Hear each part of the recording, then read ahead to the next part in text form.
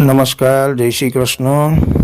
सभी भक्तों के हृदय में स्थितवत भगवान श्री हरि के चरणारविंद में हम नमस्कार करते हैं। आज की जो बोध कथा है उसका नाम है यह संसार भी एक सपना है। अब किसी देश में एक किसान रहता था।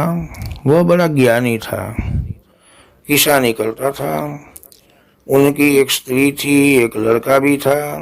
जो लड़का है वो बहुत दिनों के बाद हुआ था। उसका नाम उसने हारू रखा था। बच्चे पर माँ और बाप दोनों का बड़ा ही प्यार था, क्योंकि एकमात्र वही नीलमणि जैसा धन था। किसान था, वह धर्मात्मा था। गांव के सभी आदमी उस किसान को चाहते थे। एक दिन वह खेत में काम कर रहा था। किसी ने आकर खबर दी भाई कि हारू को हैजा हो गया है, बड़ी बीमारी हो गई है।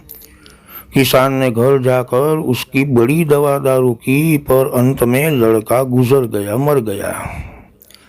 घर में सभी लोगों को बड़ा शोक हुआ, परंतु किसान को तो जैसे कुछ हुआ ही न हो।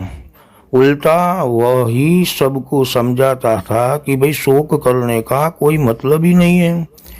फिर वह खेती करने चला जाता था। एक दिन वह खेती करने चला गया। फिर वापस घर लौटकर उसने देखा तो उसकी स्त्री जो है वह रो रही है, बच्चे के गम में रो रही थी। उसने अपने पति से कहा कि भाई तुम तो बड़े निष्ठुर हो, लड़का भी चला गया और तुम्हारी आंखों से एक आंसू की बूंद भी नहीं निकली। तब किसान ने स्थिर होकर कहा कि मैं नहीं रोता। क्यों नहीं रोता, बतलाऊं तुमको? हाँ बतलाओ महाराज।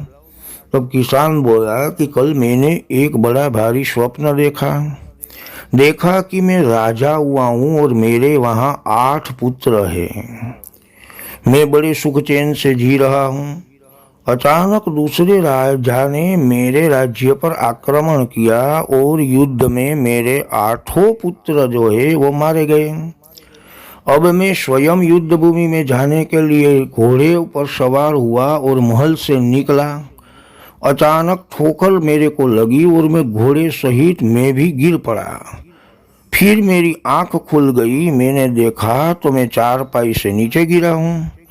अब मुझे बड़ी चिंता है कि अपने उन 8 लड़कों के लिए मैं रोऊं या तुम्हारे इस एक लड़के के लिए, हारू के लिए रोऊं। हाँ, किसान ज्ञानी था, इसलिए वह देख रहा था कि स्वप्न की अवस्था जिस तरह मिथ्या थी, उसी तरह जागृति की अवस्था भी मिथ्या ही है। हाँ?